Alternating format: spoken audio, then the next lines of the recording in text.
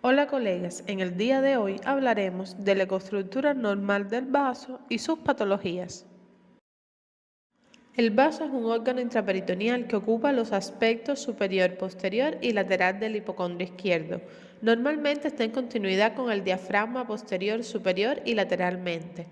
Contacta con el riñón izquierdo y la flexura esplénica inferiormente y el estómago y la cola del páncreas medialmente. Para la exploración del vaso utilizaremos una sonda convex de baja frecuencia. Generalmente se visualiza mejor con un abordaje intercostal posterolateral alto, con el paciente en decúbito supino. En algunos pacientes el vaso se ve bien con un abordaje subcostal anterolateral con el paciente en decúbito lateral derecho u oblicuo posterior derecho.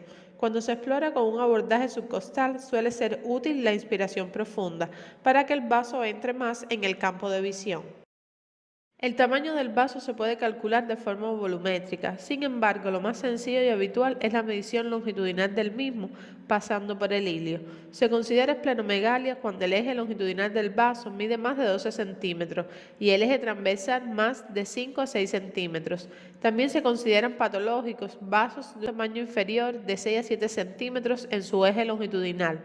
El parénquima esplénico es muy homogéneo en ecografía, es más ecogénico que el hígado y bastante más ecogénico que el riñón izquierdo. La forma del vaso presenta grandes variaciones. La más común es un tubérculo medial que se extiende a modo de lengua, generalmente localizado sobre el polo superior del riñón izquierdo. Puede haber pequeños nódulos de tejido esplénico en el hipocondrio izquierdo, adyacentes al vaso. Estos se conocen como vasos accesorios o supernumerarios. Suelen ser pequeños, menores de 3 centímetros, pero pueden aumentar de tamaño y hacerse más evidentes cuando el propio vaso aumenta de tamaño o es extirpado. Suelen estar unidos por ramos de la arteria esplénica y suelen aparecer inmediatamente adyacentes al vaso, cerca del hilio esplénico. Tienden a ser redondos u ovoideos y son isocogénicos con el vaso. Si el vaso mide más de 12 centímetros en su diámetro longitudinal, es patológico. Un gran número de procesos pueden producir esplenomegalia. En la mayoría de los casos, no es posible determinar la causa del aumento del tamaño del vaso en base al aspecto ecográfico del propio vaso.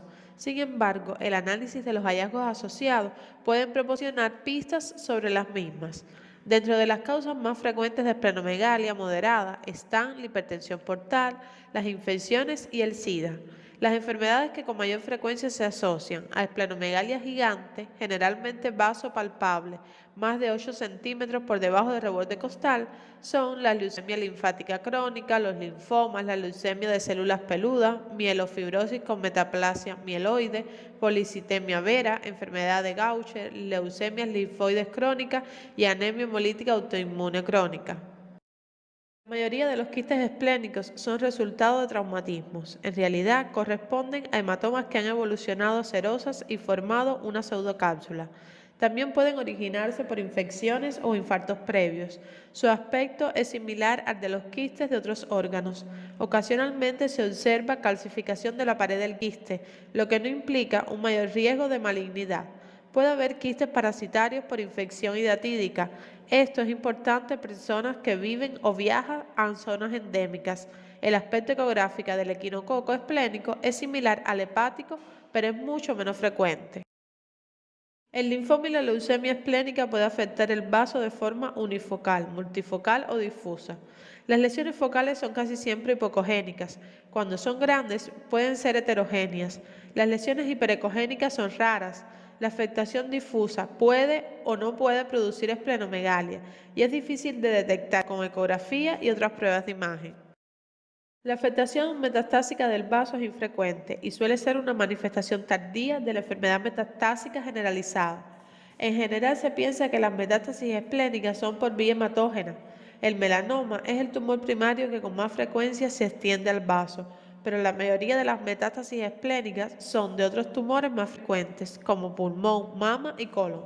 El aspecto ecográfico de las metástasis esplénicas es muy variable. Se encuentran todos los patrones que pueden haber en las metástasis hepáticas.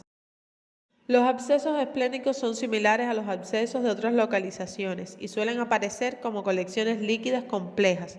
Sin embargo, también pueden aparecer como lesiones sólidas hipocogénicas. El diagnóstico diferencial incluye fundamentalmente hematomas y tumores necróticos.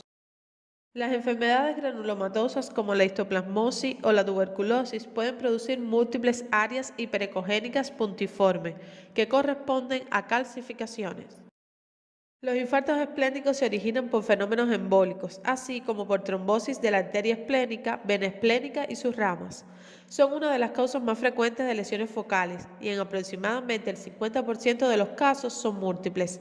Los infartos suelen ser hipocogénicos y presentan una cogenicidad grosera en la ecografía. Cuando se identifica una lesión focal con una forma de cuñas de base periférica, debe sospecharse esta patología. El vaso es el órgano afectado con mayor frecuencia en los traumatismos abdominales cerrados. La rotura esplénica puede producirse con o sin laceración capsular. Si la cápsula permanece intacta, puede desarrollarse un hematoma intraparenquimatoso o subcapsular. Los hematomas esplénicos presentan un aspecto ecográfico variable dependiendo de su tiempo de evolución. En la fase aguda son complejos e hipocogénicos. Con la formación del coágulo se hacen más ecogénicos y pueden ser isocogénicos con el parénquima adyacente. Con el tiempo el coágulo se lisa y se licua y se vuelve hipocogénico o anecoico. La laceración de la cápsula esplénica suele producir hemoperitoneo, además de hematomas esplénicos. En un paciente que ha sufrido un traumatismo, el hallazgo de líquido adyacente al vaso sugiere laceración esplénica independientemente del aspecto ecográfico del vaso. La ecografía es muy eficaz para detectar hemoperitoneo. Es por ello que se emplea ahora en el triaje de ciertos pacientes traumatizados en muchos servicios de urgencia. Y hasta aquí el tema de hoy. Muchas gracias.